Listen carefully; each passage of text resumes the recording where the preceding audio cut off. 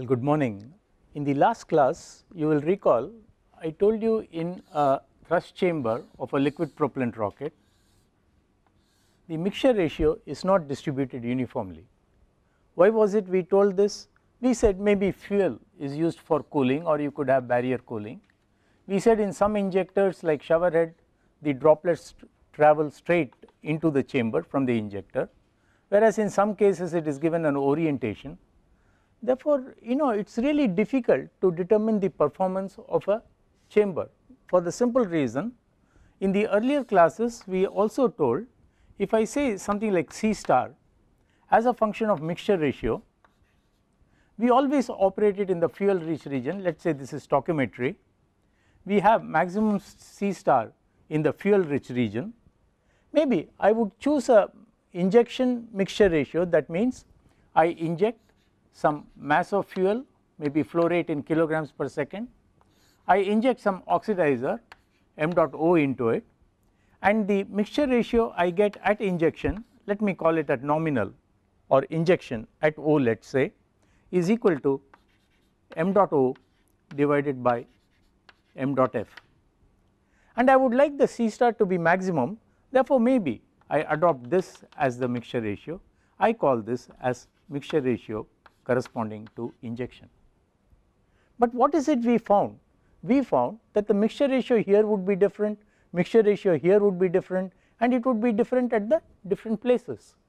Now, how do you compute the C star? If I want to calculate the C star for this chamber, and from C star multiplied by the coefficient of the nozzle, I get the ISP. Well, the ISP and C star is going to be different from this. Therefore, we must find out what is the effect of variation of mixture ratio in the chamber. I think that is the one thing which we have to do. Without it, we will not be calculating the efficiency like ISP and the C star correctly. Therefore, first I would like to say, well, I need something like a distribution parameter, distribution of mixture ratio in the chamber. And some injectors we said are so fine, I can have the fans here and there and distribute it quite well, whereas in some cases it is not that well distributed. When I have film cooling, I have fuel rich zone near the wall and maybe the core might be different. Therefore, I need to have some method of characterizing the distribution of mixture ratio. How can I do it? Well, I tell myself, well, why not I compartmentalize? Maybe I look at a zone here, maybe I look at a zone surrounding this, maybe I look at a zone still surrounding this, and then I find the mixture ratio at the different zones and then have something like a distribution parameter. Let me explain it through another figure. Maybe this is my chamber, and now I have the chamber like this, I have the nozzle like this. All what we are saying is, maybe if I were to say I am looking at the distribution of mixture ratio, maybe in this zone at the core I have a particular mixture ratio, and let us say it goes straight like this. Maybe a surrounding core over here has another mixture ratio, and then it evolves maybe like this, maybe the nozzle goes like this, it evolves like this, and so on. I have different regions of mixture ratios. Maybe this is the third region I could have. Maybe I have a central core, I have an annulus of a different mixture ratio, I have annulus of different mixture ratios, and so on. And what would happen? But I know as soon as I inject something, it is highly three dimensional. Like for instance, let me correct this figure now for you. I inject the fuel and oxidizer into it. Initially the droplets are traveling in all directions, therefore I have a very strong three dimensional zone. And what do you mean by a three dimensional zone? Droplets are traveling like this, maybe some vaporization is taking place here, and therefore to quantify this zone is little difficult. Therefore, I say immediately downstream of injection, because I inject in different directions, I have, let us say, a three dimensional zone. But I also know when I come to the throat, the flow is sort of normal at the throat, flow is axial at the throat, right. And if it is going to be axial at the throat, somewhere upstream the flow should have become axial. In other words, if the flow is straight over here, maybe the flow should have come like this, flow should have come like this, flow should have come like this, flow should have come like this. In other words, even though in the zone downstream of injection I have a highly turbulent 3-dimensional zone, somewhere along I should have started getting flow along the axis, because at the throat it is anyway axial. Therefore, I say yes, initially I have a 3-dimensional zone, but subsequently I can think in terms of tubes or stream tubes which are going axially. Now, I slightly extend this figure.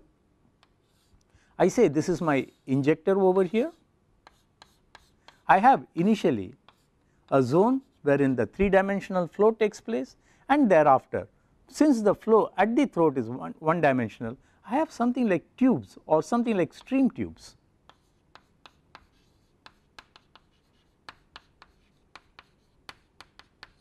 In which maybe combustion takes place.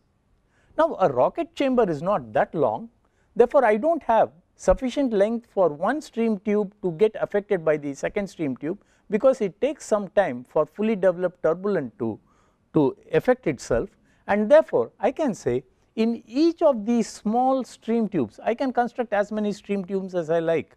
In each of these stream tubes, I could have something like a laminar combustion taking place, and the stream tubes do not mix with each other. Why they do not mix? The chamber is short, I do not have sufficient time for turbulence to develop and mixing to take place. Therefore, I make these assumptions, and these are quite valid because of the short length of the combustion chamber, and now I can think in terms of the total thing as something like a series of stream tubes. I say this is the center line of my chamber. I have initially one central core, let us say it has mixture ratio 1, surrounding it I have another stream tube. This is now an annular stream tube with mixture ratio 2, surrounding it I have another stream tube with mixture ratio 3, and so on. And this, when it comes to the nozzle, it goes like this and comes out, maybe it goes like this and comes out. You have a series of stream tubes which burn, therefore, this is how it burns and gets through the nozzle. Maybe this goes like this, and therefore, now I say maybe the core has a mixture ratio R1, the annulus surrounding it has a mixture ratio R2, the next one has a mixture ratio R3, or rather otherwise the ith stream tube which I consider has a mixture ratio, let us say Ri, which is local. Now, I want the net composite performance of a series of stream tubes, and now what is it I am saying? Let us come back to this figure. Maybe the core has a mixture ratio 1 here, let us say this is R1, maybe the outermost near the wall has a mixture ratio, let us say R5, maybe someone has a mixture ratio R3, and so on. Therefore, now I want to put this in terms of a single parameter, say a distribution parameter, and what is my mixture ratio at injection? It is MR0, this is the value which I am injecting, which is the ratio of mass of oxidizer to mass of fuel. Therefore, now I can say, well, my mean mixture ratio at injection is equal to, let us say MR0, or let us say MR0 over here, whereas each of the stream tubes has a value Ri. Is this part clear? If this is clear, I ask myself another question. The total propellant which is injected is equal to mp dot, so much kilograms per second, is equal to m of fuel plus m of oxidizer. Now, the total quantity of propellant which is injected is shared between the different stream tubes. Let us say the stream tube 1 has a mass of propellant mp1, the stream tube 2 has a mp dot 1, mp dot 2 second stream tube, mp dot 3 is a third stream tube, and so on. And therefore, I can say I can divide all these things by the total propellant, mp dot 1 divided by the total propellant I call as the value of the fraction, that means x1, I call mp dot 2 divided by the mass flow rate of propellant as x2, and so on. I have x1, x2, x3, that is the fraction of propellant flowing in stream tube 1 is x1, flowing in 2 is x2, flowing in 3 is x3, and so on. Therefore, the summation of x would be what? Summation of the mass fraction of mass flow rate going from, let us say, stream tube 1, and let us say I have n stream tubes, will be equal to what? Unity. Very good, that is what it is. Therefore, this is my first equation. And my second equation is, maybe when I have mixture ratio over here corresponding to a lower mixture ratio or corresponding to a different values of mixture ratio, at each mixture ratio, let us say Ri, at mixture ratio Ri, the C star value would be Ci star. It is not going to be the optimum value, but it is going to be a different value. Now, therefore, now I say I want to find out the mass weighted C star for the chamber, and therefore, what is it I do?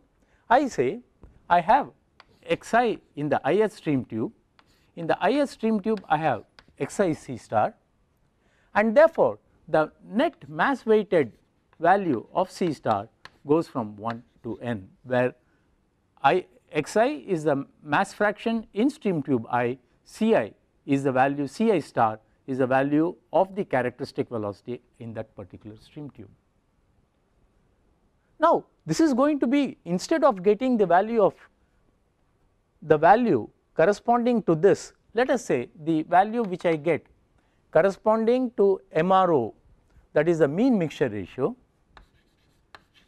let us say the value as per the figure is C naught star, then the value of efficiency what I get is, I get a value equal to Xi into Ci star as I go from 1 to n divided by the value of C naught star, and this gives me my efficiency due to the maldistribution or distribution of mixture ratio. What is it we do? We calculate the performance of each stream tube as if it were an individual rocket. We calculate the fraction of the propellant going, and that gives me the mass weighted C star, and that mass weighted C star divided by the conditions at injection is what gives me the value of C star efficiency.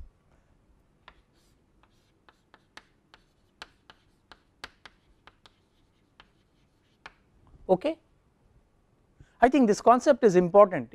First time we tried it around 10-12 years back, and we found it works, and we can have an idea on how to distribute things such that I can get the optimum value of C star, because we have to distribute the propellants, and when you distribute it you get variable mixture ratio. And the assumption is individual stream tubes do not mix with each other, and why they do not mix? Because the length is short, the turbulence still does not develop totally, and therefore mixing between stream tubes is not there. And now how do I distribute? See, we have done the problem, but can I characterize a distribution parameter? What should the distribution parameter consist of? Let's erase this out and put that down. We tell ourselves again, come on, in the stream tube I, the value of the mixture ratio is, let us say, Ri. The overall mixture ratio is, let us say, MRO. We still look at this. Therefore, the change from the mean is equal to Ri minus MRO, right? This is the change in mixture ratio in the ith tube. It could be greater than 1, it could be greater than MRO, it could be less than this, because I could have either side. Therefore, or what is it I am talking? I should not have erased this figure. Maybe I could have, again I plot it. This is the value. This is the value of your MRO. This is the scale which is mixture ratio. It could either be here or here. Therefore, I say, well, the change from the mean is the modulus of this value. And what is the value? The fraction is going as Xi, and therefore I can put something like a distribution parameter dr, which is equal to distribution parameter dr as equal to the fraction of the propellant in the particular stream tube, and I sum it up over all the stream tube going from 1 to n, and I divide it by the mean value of the mixture ratio. In other words, I get the distribution parameter dr as equal to the dispersion multiplied by the fraction divided by the mean mixture ratio. And what is it I find? If I have a beautiful mixture ratio distribution, everywhere I get the same value, well, my value comes out to be 0. Therefore, I have to make some changes. That means I am looking at a distribution, therefore dr should be equal to 1 minus this value. If everywhere I have the same mixture ratio, well, my distribution parameter is unity. If I have at different places different mixture ratios, well, the deviation from unity will tell me what is the distribution index, which is known as a maldistribution or distribution parameter. Therefore, this tells us, let us put it together, it is something which we must learn to use. We tell ourselves, well, the distribution parameter dr, if it is 1, it tells us I have uniform mixture ratio, whereas the deviation from 1, if it is always going to be less than 1, and the amount it is less than 1 tells us how much it is deviating from a uniform distribution, and therefore we say it is a non-uniformity parameter.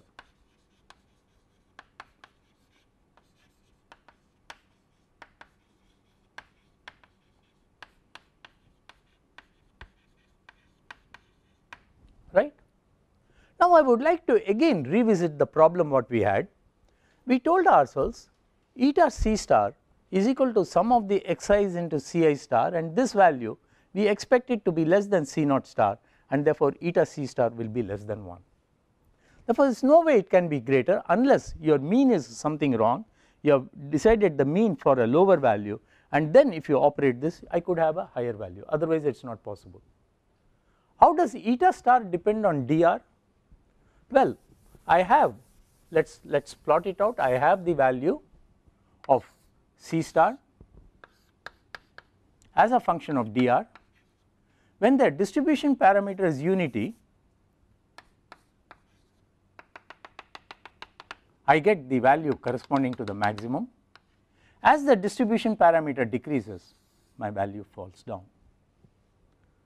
But when we looked at this particular figure, which I keep erasing out each time, and even though I have to use it, what was the shape like? It is like this. This is the nominal value of, let us say, MRO which I choose.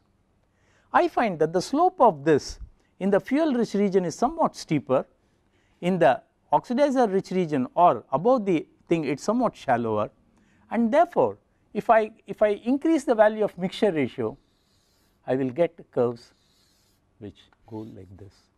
This we say as a function of mixture ratio nominal. All what I am saying is, if I were to have the nominal here, then the change in C star is little bit less, whereas if I choose a value here, I am in this gradient and therefore it will fall, and this is how C star varies with distribution parameter and with mixture ratios. This is all about distribution which causes a penalty. That means, what is it we are telling? The maldistribution or distribution of mixture ratio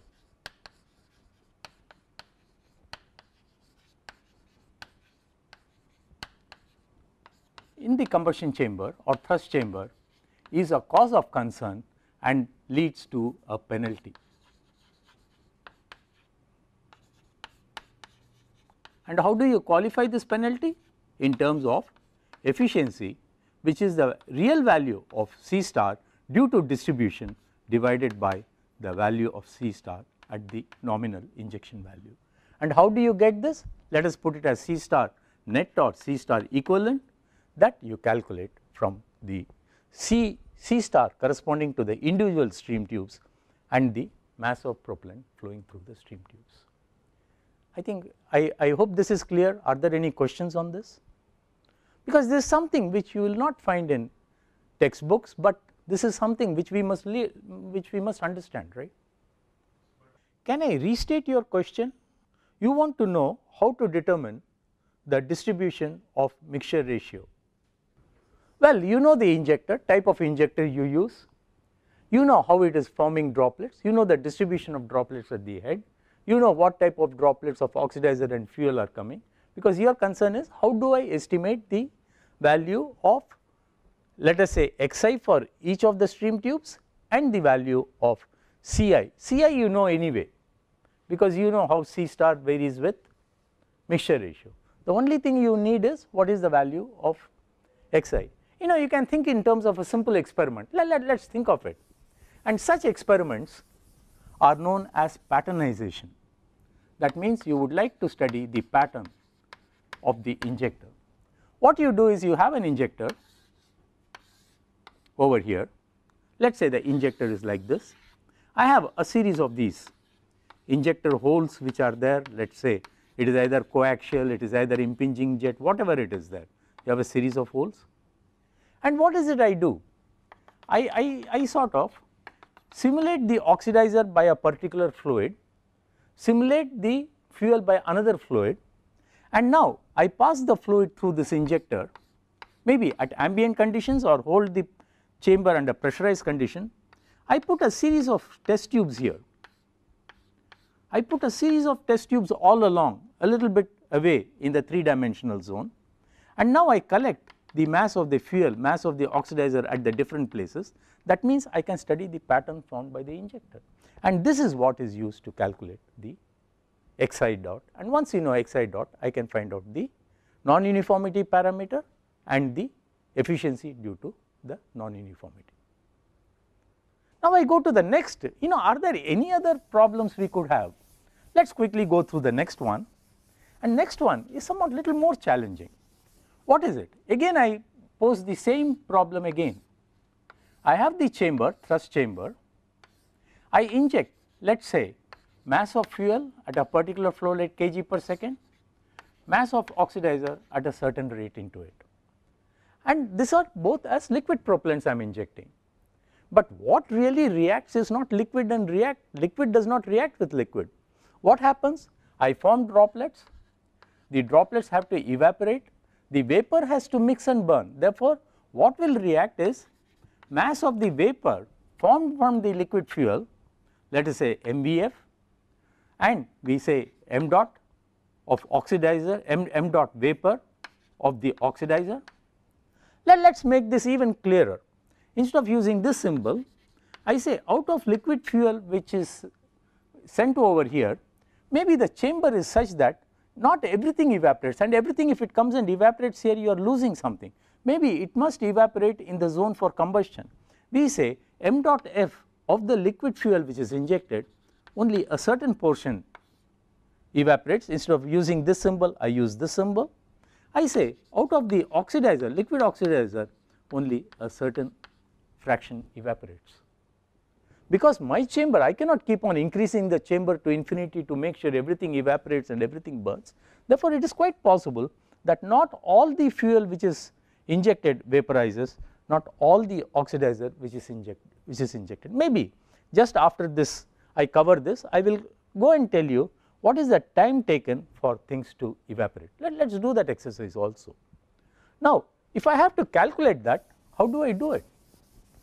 How do I calculate what is the penalty I pay if all the liquid fuel and all the liquid oxidizer which I inject into the chamber does not evaporate and mix and burn? Therefore, now I say out of the total propellant which is m dot f plus m dot o, the thing which gets converted to vapor is equal to m dot of fuel which vaporizes plus m dot of the oxidizer, let us say oxidizer which vaporizes. Therefore, the fraction of the propellant which really contributes to combustion is m dot fuel which is vaporized plus m dot of the oxidizer which is vaporized divided by the total liquid which gets injected over here. Is it all right? That means now I have to say this fraction will anyway be maximum, it will be equal to 1 or it will be less than 1. Now I add another twist to the whole thing. I tell myself, well, what is the mixture ratio corresponding to evaporation? the value of mixture ratio corresponding to evaporation is equal to m dot oxidizer which has vaporized divided by m dot fuel which has vaporized.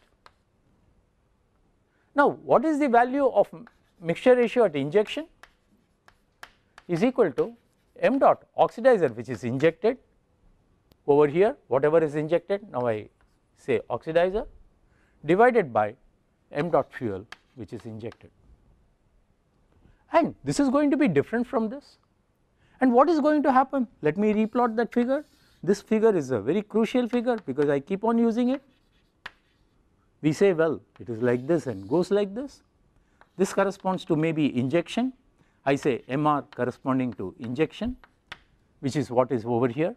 Maybe the question whether oxidizer evaporates faster, fuel evaporates faster, depending on which evaporates faster, I could have vaporization here or vaporization here. In other words, I could have a C star corresponding to mixture ratio corresponding to vaporization. I will have a C star corresponding to injection, which is the nominal value. And now what is the efficiency due to non-evaporation? How do I put it together? Well, I have the fraction here which is playing havoc, and I have the ratio of what is evaporated to this. Therefore, I tell myself the C star due to evaporation being limited can be written as fraction coming over here which is equal to m dot fuel which is vaporized plus m dot oxidizer which is vaporized divided by m dot fuel corresponding to injection plus m dot fuel m dot oxidizer corresponding to injection into the value here which is C star corresponding to what is being vaporized mixture ratio, and this is C star corresponding to mixture ratio corresponding to injection. And this gives me what? C star, mass weighted C star over here, mass weighted C star over here, and therefore this gives me the efficiency due to vaporization. In other words, this was the value of C star modulated by the total mass of propellants which are evaporated. This is the value of C star modulated by the total quantity, and therefore you have a value of C star corresponding to vaporization over here.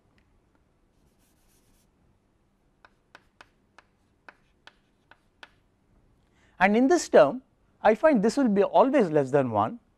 This, depending on the choice of my injection, could be either less than 1 or greater than 1, but in general the C star vaporization will be less than 1, and therefore I get an efficiency corresponding to vaporization. Therefore, what will be my total efficiency? The total efficiency of my chamber eta C star would be equal to eta C star due to distribution, and that is what we had here. Therefore, this was due to distribution. Maybe we could also write it as due to distribution, because we are also getting the second one due to vaporization, and the next one due to eta C star due to vaporization, and this is my net value of C star in the chamber. See, I did not consider diffusion, mixing, and I did not consider chemical reactions, because chemical reactions and diffusion are somewhat much faster than evaporation, and therefore evaporation tends to be the controlling thing, and that is why we say the total efficiency of C star is equal to that due to distribution and that due to vaporization. I think this we must keep in mind. See, I just made a case saying that, well, we need vaporization, we would like vaporization to be completed, and normally we choose L star of the chamber, and what did we say was L star? L star was equal to the volume of the chamber divided by the throat area, which has units of length meter cube by meter square, and this length is something which tells us whether vaporization could be completed. Normally rockets are so designed that L star varies between 0.8 meters to 1.2 meters. 0.8 meters is for hydrogen oxygen, 1.2 is nearer to the things which are hypergolic, but I do not think this is a real thing. Maybe we should really go back and find out the time taken for a drop to vaporize. I think that is more reasonable, right? But these are thumb rules and these are based on experience, and there is no way this could be wrong. And what is L star? L star tells me the distance taken for vaporization and combustion to be completed, and therefore this L star is given between these two values for it to be completed. An indication of residence time during which the combustion events could be completed. Therefore, let us do the last part, wherein we would also like to find out how do I estimate the time taken for burning to occur or time taken for evaporation to occur.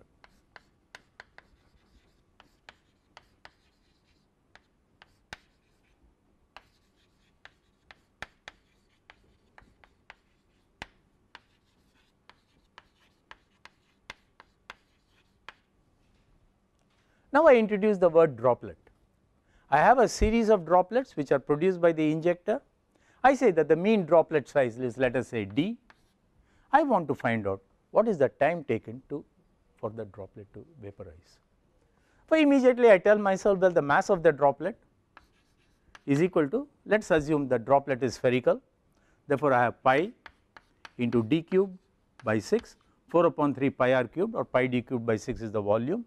Let us say d is in meters, this is so much in meter cube, and multiplied by the density of the liquid, that is liquid fuel or liquid oxidizer, is the mass of the droplet, right. Is it all right?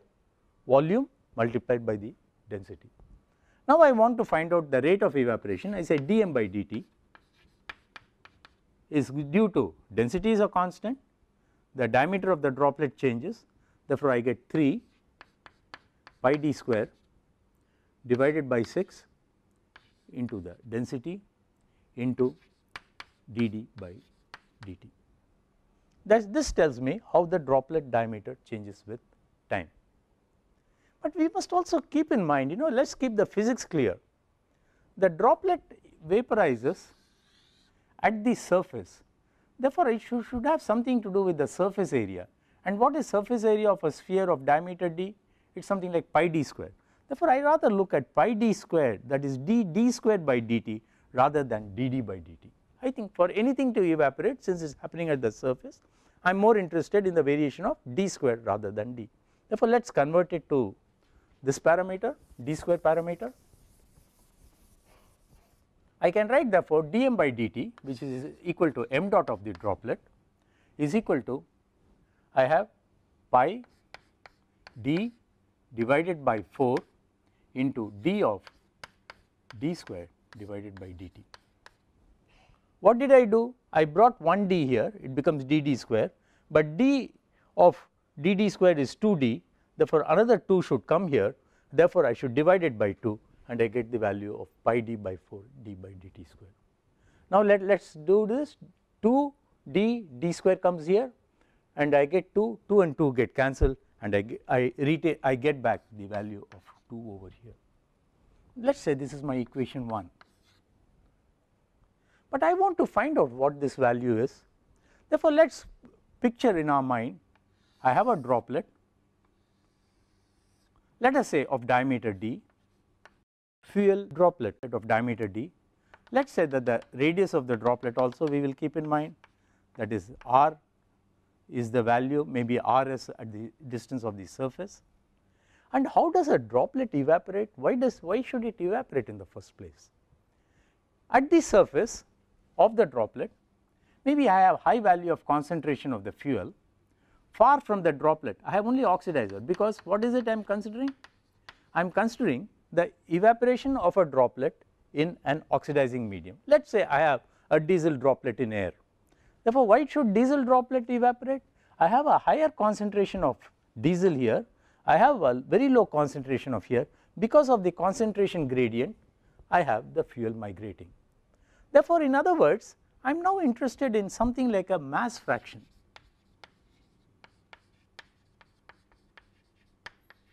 of fuel at the surface. Maybe I am also interested in mass fraction of fuel at infinity. These are the two things I am interested. Let's consider the following. Let's take an area A. Let's consider that the droplet is evaporating, and as the droplet is evaporating, mass of the fuel is getting vaporized. Let us consider a radius r. Over here some diffusion is happening, something is moving out. Now, what is it I am saying? Mass fraction of the fuel at the surface. How do I write an equation for the mass fraction? We say mass fraction and mole fraction. We told ourselves mole fraction is denoted by x, mass fraction is denoted by y, capital Y or small y. And what is the mass fraction? It is equal to mass of the fuel I am interested in, mass of the fuel divided by the mass of the fuel. I do not even need this, I am just writing this, mass of the oxidizer. This is the fraction of the mass of the thing which is getting, that is the total mass is this is the fraction of the fuel, this is this. At infinity the value could be 0 or a small number, at the surface the value could be a large value. Let us assume that the value at the surface I have to calculate, I say it is y f of s, at infinity it is equal to y f of 0. Because of the variation in the mass fraction, that means I have a density in mass fraction, I have the mass which is migrating out, and what is the law which tells us how what is the mass flux which goes? We say that is the Fick's law of diffusion.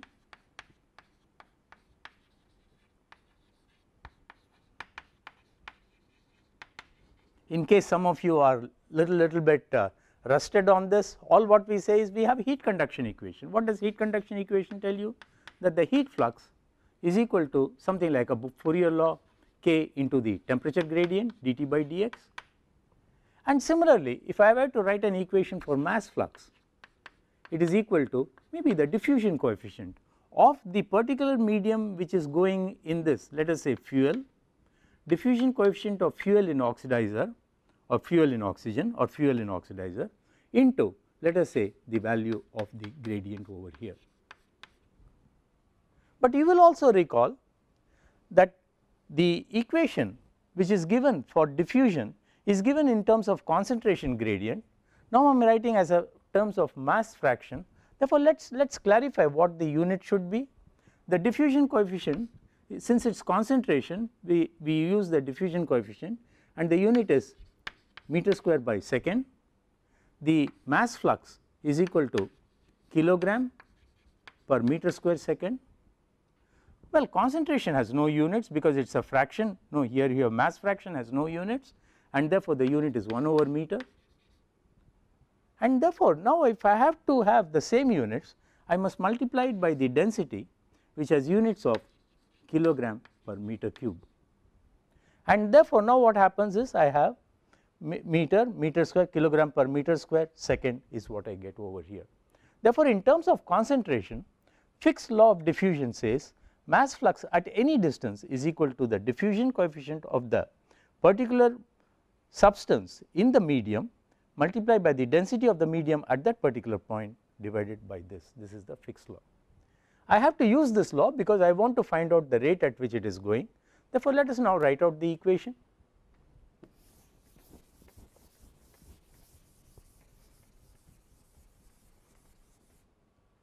I say because of diffusion due to the gradient,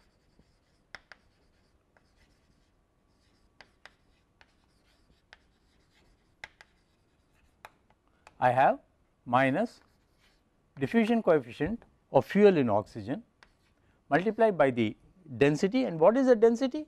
We are looking at the gas density. Let us be very clear. Over here I should have multiplied this. You all did not remind me, rho L was missing because we had m dot is equal to pi d cubed into rho L was here, whereas here it is the density of the gas which I am considering. Let us put it density of the medium gas over here. and what is it I had, rho g into the value of dyf by dr, because our coordinate is r. Instead of x, I am considering a droplet and I am considering a symmetric, therefore my dimension is r over here. Is it okay? Now I have to solve this, but now I realize I have a concentration yf of, let us say, m dot of the fuel plus m dot of the oxidizer, which is available at any particular point, and the fraction of that is also available, and therefore I must say that the mass flux of the fuel which is leaving is equal to yf into, this is due to the masses which are available of the oxidizer which is available, plus now I get the value due to diffusion fuel oxidizer into rho g into dyf by dr. Why did this term come? See, we talked in terms of due to the gradient you have this, but at any point you have m dot ox and m dot f, and the fraction of that is also available to you. Therefore, the total mass flux which is available is the sum of these two, and again we note that f is what is migrating, O is not migrating, therefore this can be dropped, this is equal to 0, and therefore I can write m dot of the flux of fuel which is migrating into 1 minus yf is equal to minus diffusion coefficient of fuel in oxygen into rho g multiplied by dyf by dr. Now I find, yes, I am looking at the mass flux, I would like to convert it into the mass, and what is the value of relation between mass flux and this? We immediately tell ourselves, well, the mass flux of fuel is equal to the amount of fuel which is migrating divided by 4 pi r square. This is the flux, this is the total area, this is the quantity kilogram per second, this is kilogram per second per meter square, therefore this is the value, and therefore from that equation if I were to substitute it, let us finish it off on the extreme right side.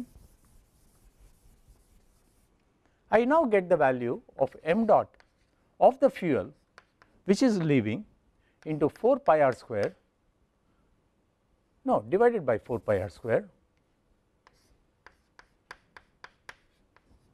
into 1 minus yf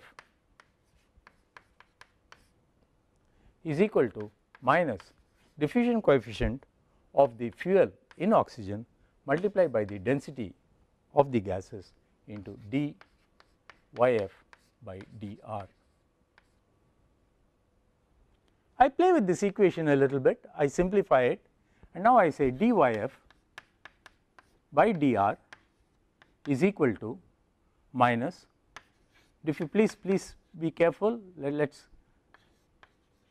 make sure we are doing things correctly, df naught into rho g into 4 pi r square, no, dyf means everything should come at the denominator, therefore I should get, if I have to keep it in the numerator, df naught rho g into 4 pi r square into, I get the value of dyf by 1 minus yf should be equal to what on this side, should be equal to 1 over r square, I remove the r square here, I bring it on this side into dr into the value of m dot f. What is it I have done? M dot f into 1 over r square, I just transpose 4 pi over here, df naught rho g into 4 pi, I still retain this sign, and this is what I get. I want to, what is happening? The droplet changes from the concentration yfs at the surface to yf at infinity, and therefore I integrate this equation between, let us say, the surface of the droplet at rs to infinity, and therefore what is it I have, the corresponding thing here, I have yf at the surface corresponding to yf at infinity, and this is what should give me the answer. And therefore now I simplify it and get the value of mass which is going is equal to what? it is equal to minus 1 over r, minus 1 over r, infinity is 0, minus is plus, therefore, I get Rs. I have dropped the value of f, maybe we could retain it. Is this integration okay? Now I integrate on the right hand side, df naught, I have a negative sign, dyf by 1 minus 1f, I have minus sign, minus log of 1 minus 1f, minus and minus sign cancels into rho g into 4 pi into logarithm of, what logarithm of? 1 minus yf at infinity divided by 1 minus yf at the surface.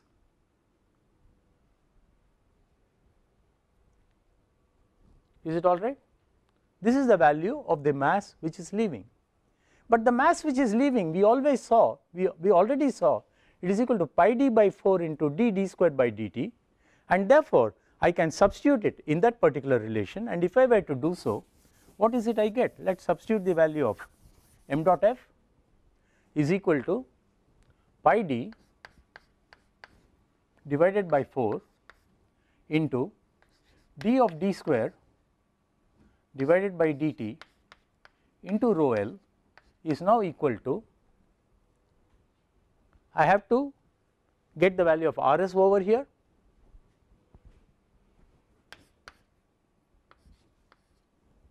is equal to, I have whatever I have written on the right hand side, diffusion coefficient due to the fuel in the oxidizer into the density of the gas at that particular point into 4 pi into, what is it I get? Ln of 1 minus yf at far away, the concentration or the mass fraction divided by the mass fraction at the surface. What is it I am interested in? I am interested in solving for the rate of evaporation, which is dd squared by dt, is therefore equal to Rs I can put in terms of diameter, which is equal to d by 2,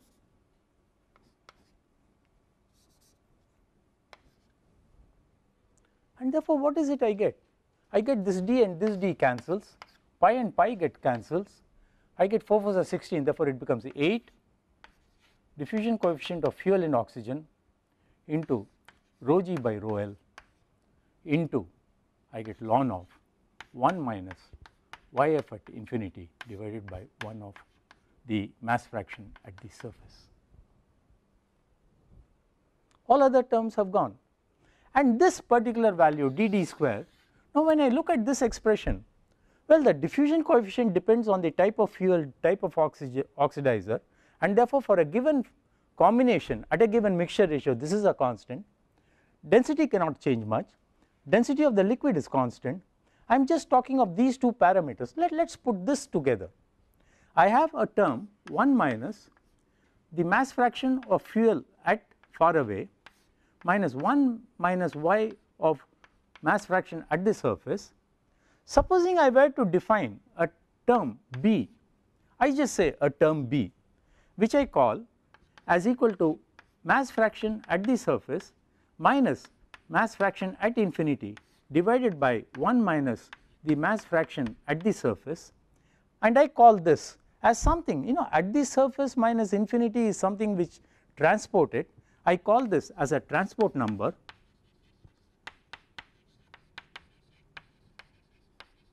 then immediately I say 1 minus f infinity into 1 minus fs in terms of b becomes equal to 1 plus b, because if I add 1 to it, I get yfs minus 1 over here.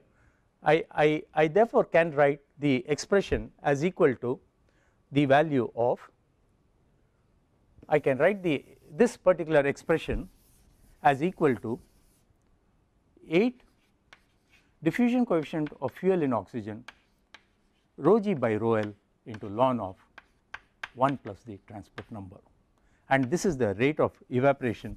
I find it really is a function of fuel and oxidizer, which I say is equal to dd square by dt, which is a constant for a given combination, and this defines my evaporation rate constant. Therefore, I find evaporation rate is a constant, and therefore, the time taken for a droplet of size d naught, let us say the droplet size is d naught, the time taken for it to evaporate will go as d naught square. That means I am looking at the final value df square is equal to d naught square minus lambda t. Lambda is known from this equation, then my final value is 0. Therefore, the time taken for evaporation is equal to d naught square by lambda, and therefore, I know my time taken for evaporation, I know the droplet, therefore, I can find out the length of time taken or the fraction of the fuel evaporated. And this is all about evaporation and time taken. Maybe we should learn to play with these equations, the transport equations, find out this. And therefore, before I stop this, let me quickly summarize what we have been doing in this class. We started with a stream tube model. We said we have something like several stream tubes here, all of them mix and give a value of eta c star due to distribution is equal to the net value as a function of the summation of the product of concentration and the Ci value. We also, you remember I showed you this figure, I said I will revisit it later.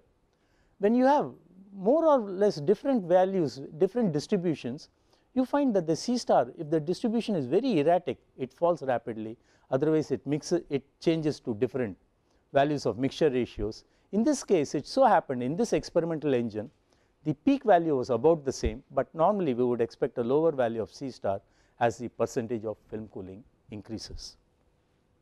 Well, this was the distribution parameter, this is what I showed on the board. We also said due to evaporation this is the value, and now I summarize with this. We found that the time for evaporation in terms of the transport number B, you will recall B was defined in terms of mass fraction. It is also possible to define it in terms of enthalpy divided by the latent heat of vaporization.